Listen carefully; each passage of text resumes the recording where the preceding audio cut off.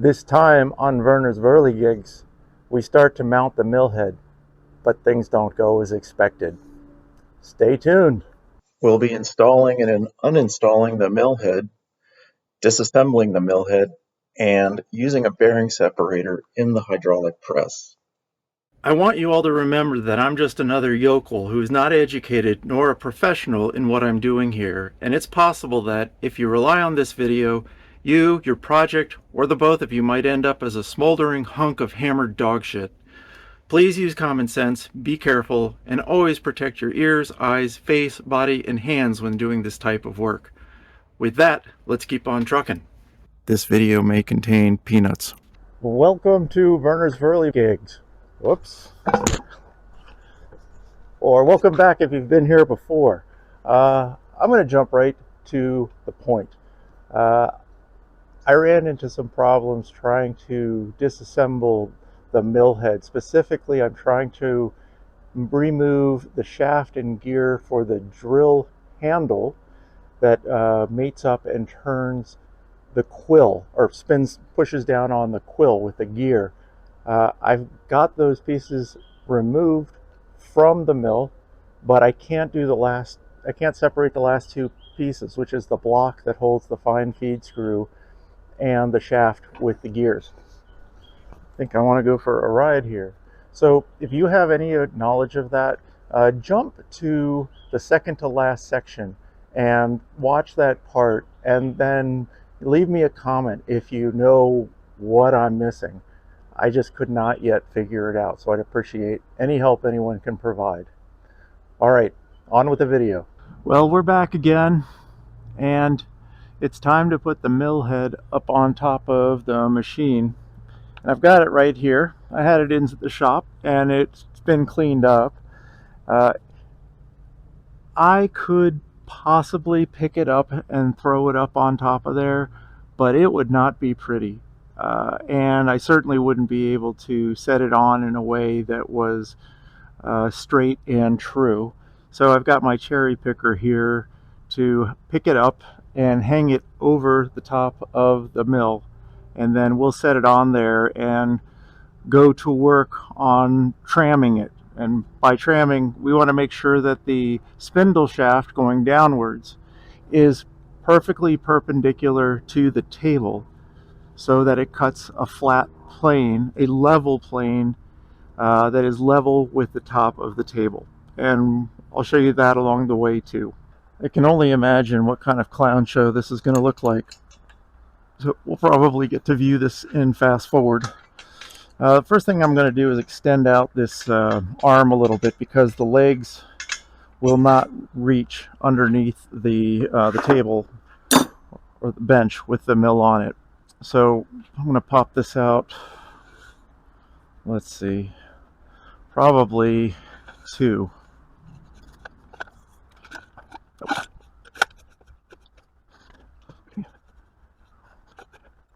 Yeah. So just be aware that this would limit us to 1 ton of pickup. However, I think this thing probably weighs maybe 120 pounds, maybe 150 at most.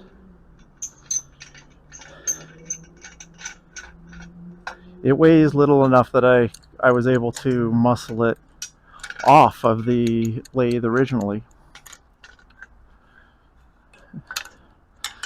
It wasn't easy.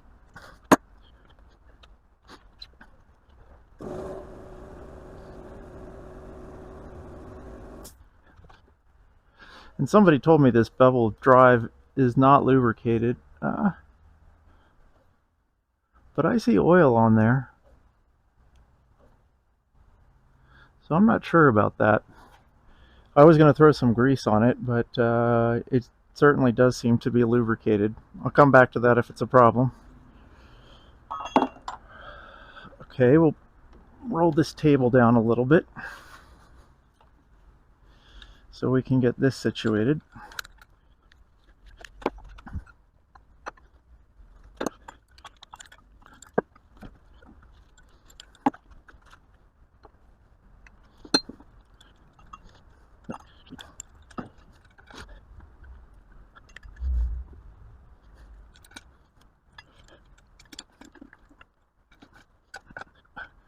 Alright, let's give that a shot. I'm going to go air over assist because, believe it or not, just this much took me about 100 cranks.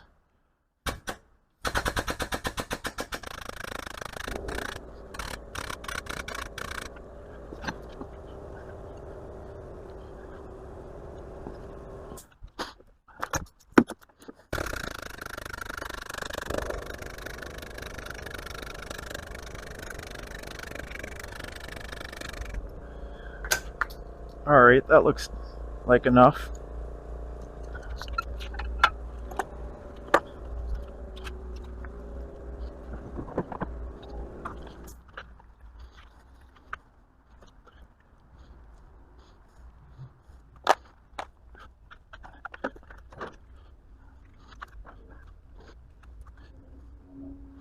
It's too bad this does not have a reverse air pump set up so I could release the air.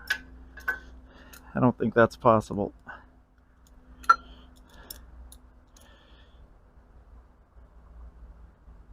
Yep. Okay, so we'll just have to drop it like the normal way.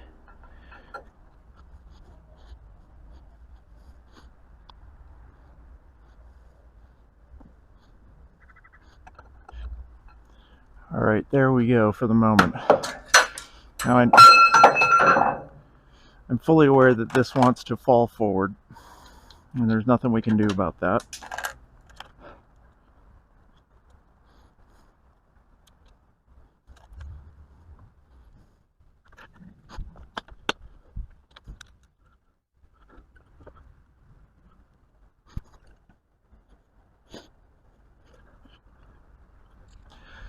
Would you believe I forgot my gloves?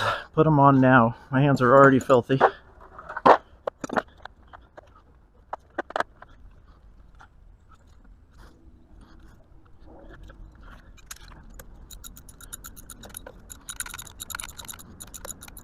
We're just going to tighten these loosely. We're still going to need to set some shims in here.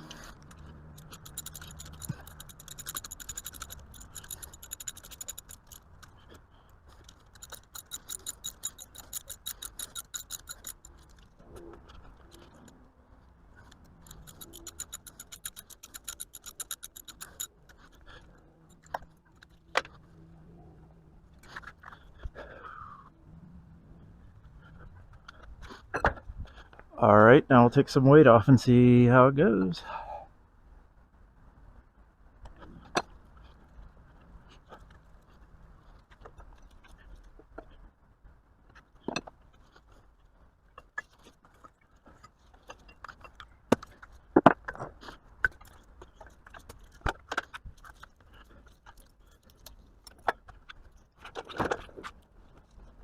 Not too bad. Alright, where are my curious people at?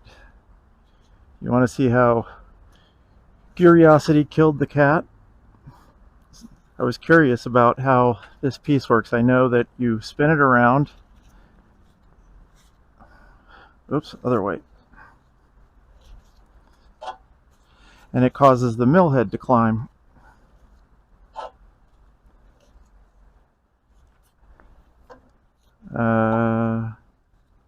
Well, it did a few minutes ago. Well, this is even worse than before. I did this and a bunch of ball bearings were sitting underneath this. I don't understand why all of a sudden it's not going anymore. Oh, what a... this is... it stinks. Alright, well, this is a dead end. That means this has to come back off. And it may also mean that it needs to be assembled and inspected. So my dad would say shim.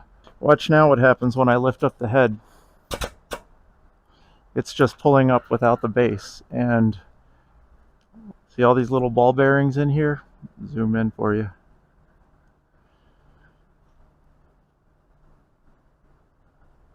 Alright, well, that wasn't supposed to happen either. Well, I'll figure it out.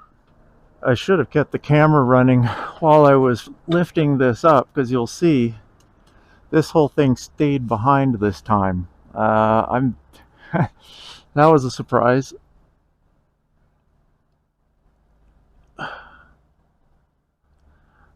I'm not sure, but I think those ball bearings came from up top.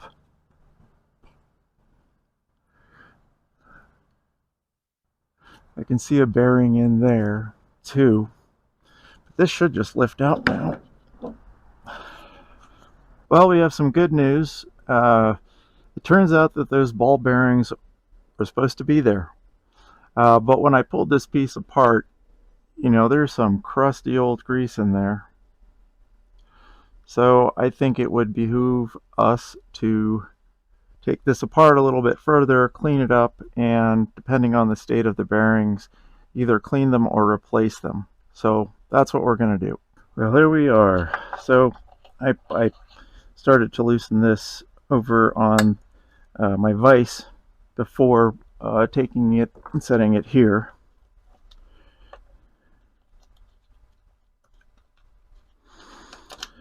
And I also figured out why that screw wasn't working.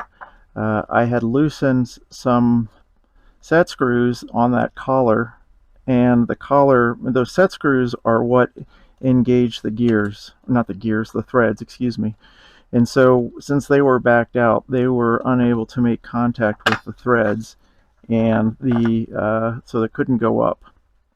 So it was just me not knowing how to use it, essentially. Story of my life.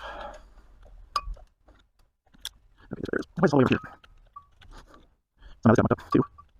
There we go. Just trying to sneak it out through the keyway.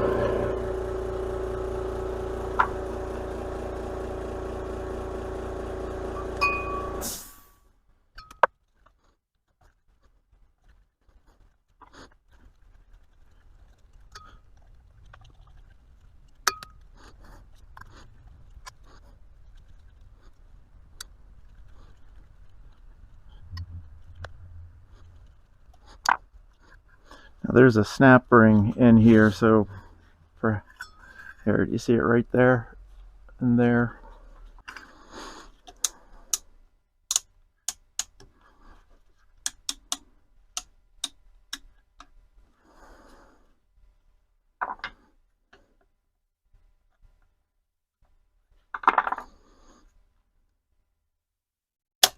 There we go. There was a single Phillips head screw in the bottom here with a washer holding the bevel gear in place, and it was bolted into the shaft. I'm going to try tapping on this shaft and pushing it out. There we go.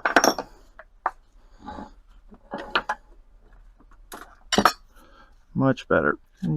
These feel okay as far as I can tell. Oops. So this is what we have here. We have this. Can you see that? Yeah. This shaft that has two bearings on it, and that's about it. We have the gear, which I believe is actually feels like plastic, to be honest. Wow, that's crazy that it would be plastic. Huh. Okay, and then we just have this body here. So this is actually a fairly simple part. I think what I'm going to do is clean the bearings out and repack them just to make sure we're all on the same page. These parts that I just removed are connecting the shaft here to the power in the lathe that's transmitted by the pulleys from the motor. It comes up through and turns a pulley at the top of the mill here, and this pulley in return has a belt that turns this pulley, and that drives the mill or the spindle. So I think I'm going to take this off too, because I can see that there's a bearing in there, and we might as well just take all of this stuff apart and clean it up just to be safe, because we're going to do it. We have to do it now anyway since we're here, and I want to. The next thing is to take off these 8 these 8mm head screws, and of course there's not enough space to actually slip a socket wrench onto them, so I'm going to have to do them by hand.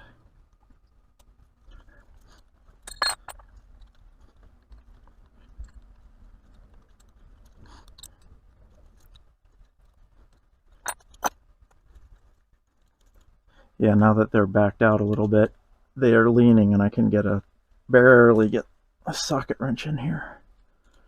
Not every time. Don't you hate when you've taken your wrench off the bolt thinking that you can take it out by hand, only to find out that it's hit another tight spot? Drives me nuts.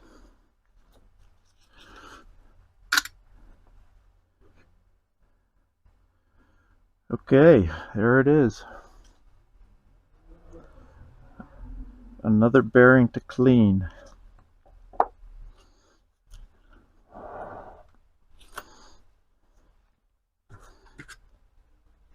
So we've got 3 bearings here to clean up. And that's only on the drive side. On the Quill side, there's going to be more. Now I'm going to start on this other shaft here. This is the Quill. And first thing I'm going to do is take off the cap that contains the bearing on the top side. Maybe there's a better way to do this that I just don't know about. Of course, the manual doesn't come with any instructions about any of this, so you just have to figure it out, which is fine. I totally can do it, but there are times where little tricks of the trade sure would help. Finally got this pulled. Guess, well, the bearing must be in here under the pulley. Well, one of the bearings. And of course there's going to be another bearing down there. Oh, those are roller bearings. I don't feel any play in there. I need to separate these 2 pieces, but there really isn't a good way without making a contraption. And so that's what I'm going to do here. I've got to pull this apart. I've got to separate from here. I tried to screw this back in. It's a pain in the butt. I gave up after 5 minutes. So what I'm going to do is take a bearing separator and stick it in here. Unfortunately, my bolts aren't long enough. So this is where it really starts to get into some ingenuity. So I've got that down. Dang it. So to hold things together, I'm going to use this clamp because I do not have longer bolts. And then to push in the center, I'm going to use that bolt that just fell on the floor, but I can get it. Let's just make sure you can see all that. So I'm going to use this to push in the center. And then finally, I'm going to use this chunk of metal as a spacer.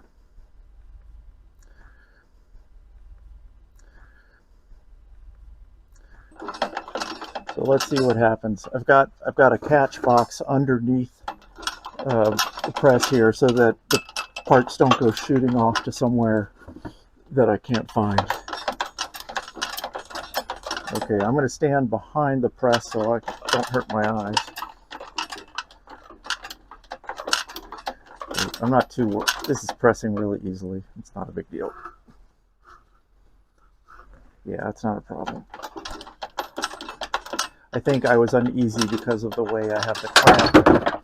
I have the clamp around the bearing separator, which, by the way, when I was introduced to these years ago, they were called the Devil's Fingernails. I think that's a good name. All right, here's the aftermath of that mess here. Pulley, bearing, and there is still another clip here. So let's get that thing off.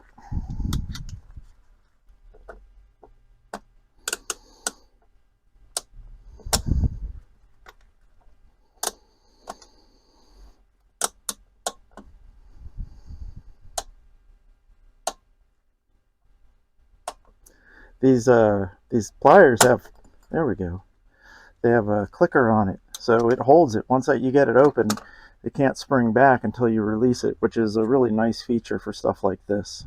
I'm back at the press again with the devil's fingernails, and I'm going to be taking out the bearing off of this piece. This is we just separated this from the pulley, and now the bearing is sitting here, and I want to take it out before I clean it, so I can inspect it a little bit more closely and do a better job of cleaning it. So let's give it a push.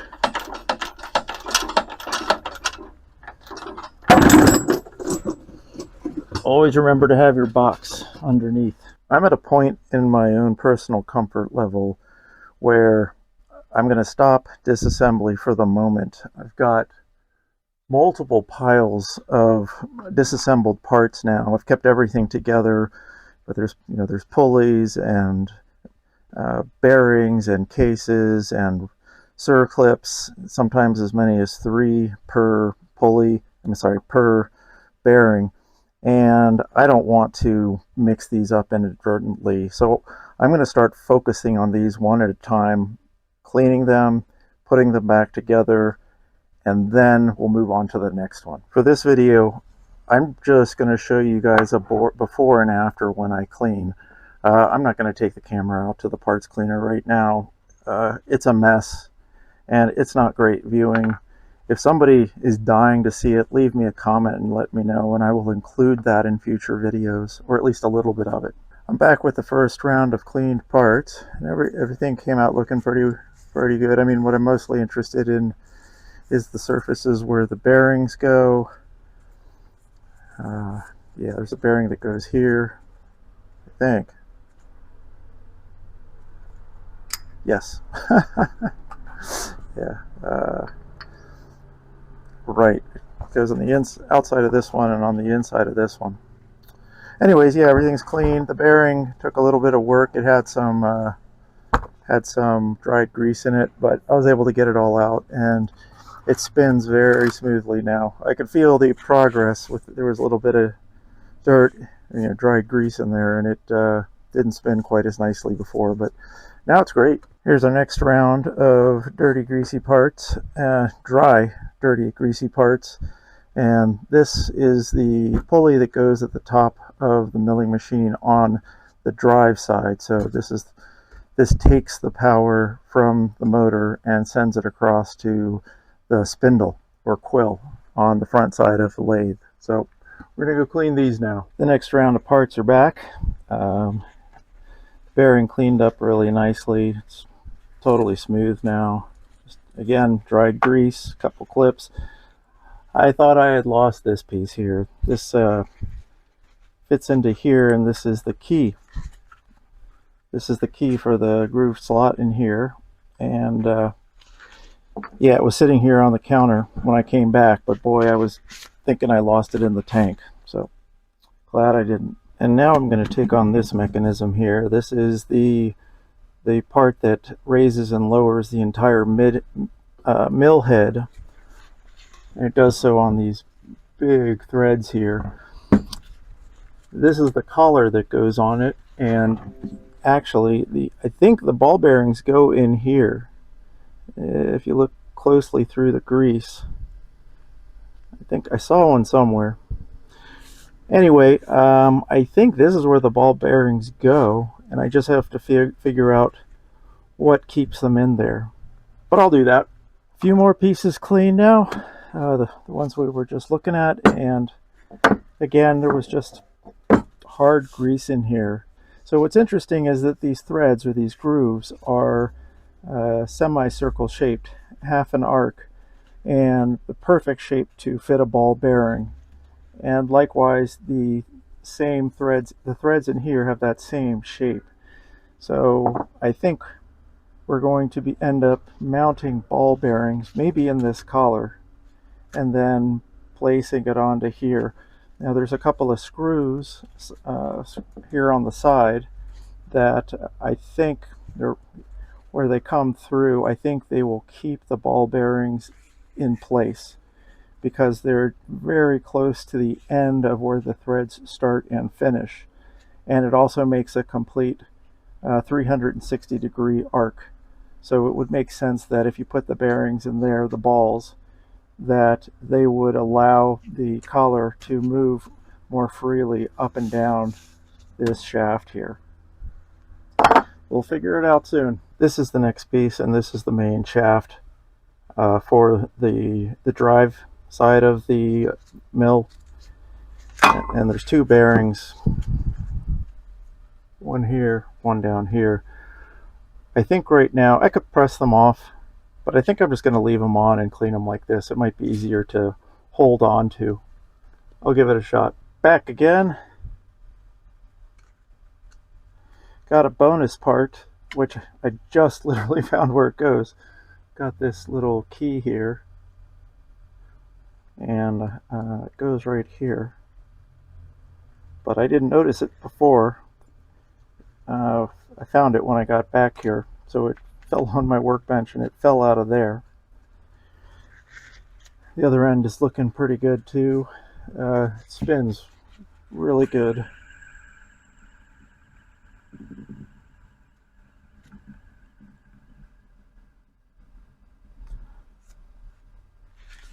So I'm happy with this. In spite of how much progress it seems like I made with all that cleaning, we still have quite a ways to go. So the drive side is completely apart and cleaned, but we still have this. This is like a drill mechanism. It's with a spring on it, and then we have the actual spindle or quill as well, and all of this has to come apart. So I'm going to start on this. I don't know how to take this apart, so I'm just going to have to wing it. I'm going to get a little bit further along, and then I'll come back and fill you guys in. Well, shoot, I think the battery must have died in my microphone because I don't have any audio for the rest of the disassembly. So I'm just going to talk over the clip here and let you guys know what's going on. I ended up playing around with this for about an hour or so just to take these next steps. And what I figured out is that the first thing that needs to come out is the drill arm assembly. So that shaft that I'm touching, where when that rotates, it meshes with the gears in the quill and the spindle. Well, I guess it's the quill, and moves it up and down. So in order to completely release the quill and the spindle, we need to get that handle, shaft, and gear out. I also really want to thank my friend Rodolfo because he was up texting with me last night. It must have been 10 or 11 his time, giving me some guidance. He has the same machine or a very similar one. So the first thing I'm doing there is I pulled that pin out to remove the handle for the fine feed. Actually, it turns out that it's not necessary at that stage. What really needs to happen is I need to remove the handle, the two arms, and the piece that they're screwed into, and the dial underneath. That's really the appropriate next step, but I didn't get there in the correct order. So right now I'm also removing a pair of screws. They're set screws. This one has a conical head, and I'm not sure what the purpose of that side is. But the other side, which I'm going after right now, has a spring and ball bearing in there, and that is to help keep to use the detent in that handle, that black handle. When the handle is out, actually I'm not sure, but when it's one way, you can use the fine feed, and when it's the other way, pushed in, you can then use those handles to move the quill and spindle up and down. So again, that spring and the ball bearing are there to push into the detent and lock it either into the fine feed or the handle feed. You can see here that I've just removed the ball bearing after removing the spring.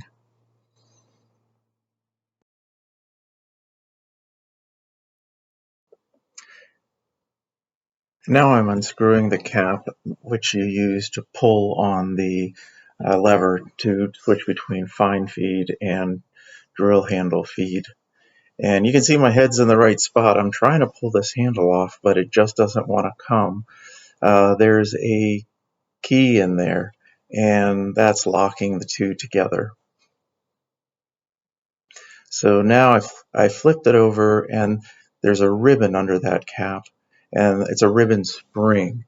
And so as you wind it up, it creates more tension on the handle, which causes the quill and spindle to retract up into the machine when there's no pressure on the handle. So there's a small screw that attaches that flat ribbon to the shaft that goes through the middle. And that flat screw, that little screw, needs to be removed before you can drive the shaft out. So the shaft needs to be driven out from the side with a spring to the side with the handle. There's also a set screw in the front of the mill head which guides these quill, and so it doesn't rotate within the mill head itself. So here I'm removing that just because you would not be able to pull the quill and spindle out all the way without removing that piece, that screw.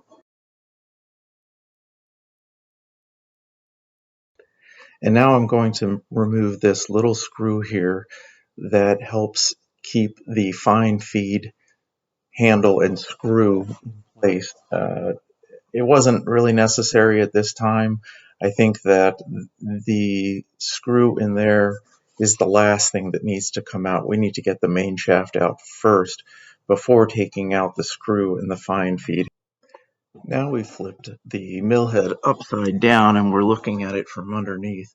And there's two set screws here that are used to lock in the parts of the shaft and the associated pieces. So right now that one, when you loosen, allows you to turn the ribbon spring and tighten it.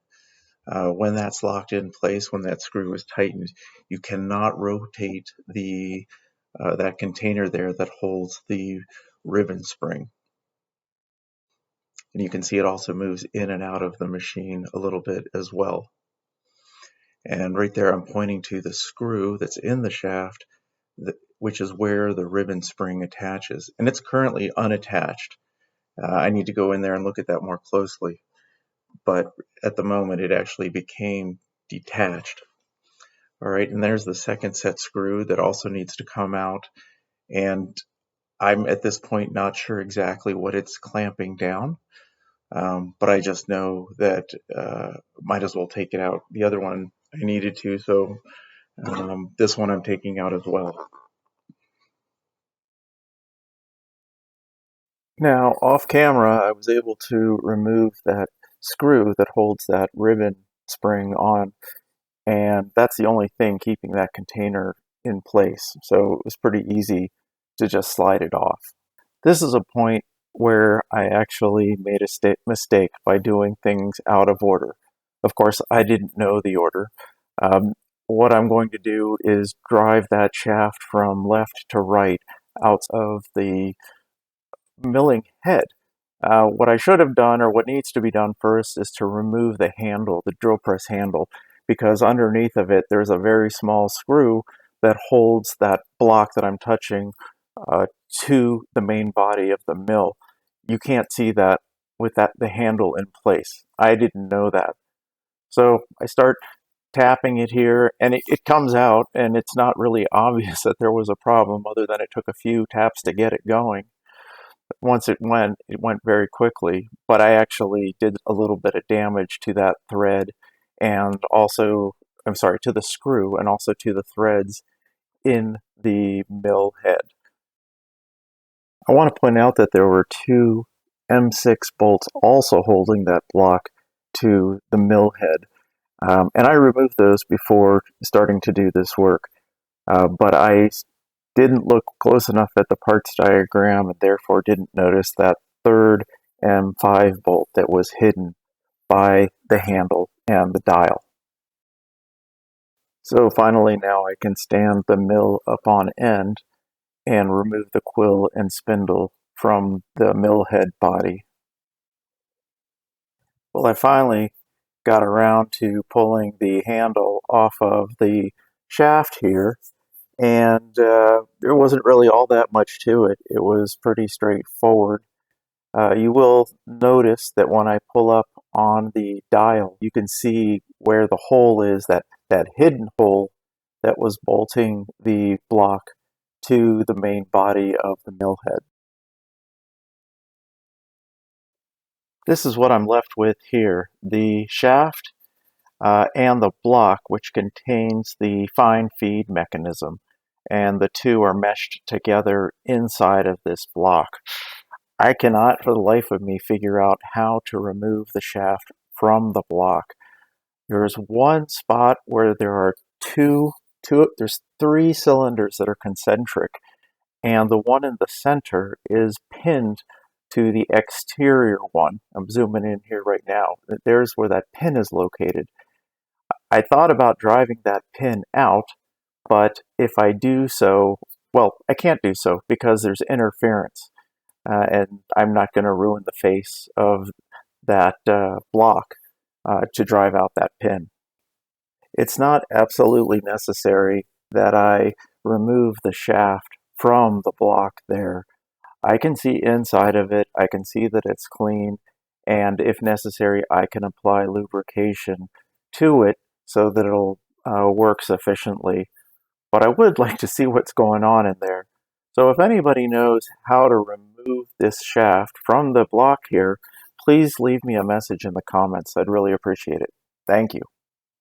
If nothing else, this week, this episode has been a challenge. I am still sitting here with this piece unseparated, and I still can't figure out how to do it. So this is when I turn to you guys and ask for help. Please, if you have any ideas, let me know in the comments. Uh, Other than that, just want to give you a heads up that if not in the next episode, probably the one after, I'm going to be working on my mother-in-law's 1954 Chevy 3100. And that's a lot of fun. It's a beautiful truck, and somebody tried to steal it. So I've got to put a few things back together. Thankfully, nothing fatal. All right. Well, thank you so much for joining me. I really do appreciate you guys spending your time with me. I like the company, and give me a thumbs up if you enjoyed the content. Uh, Other than that, I guess I'll see you next time. All right. So long for now.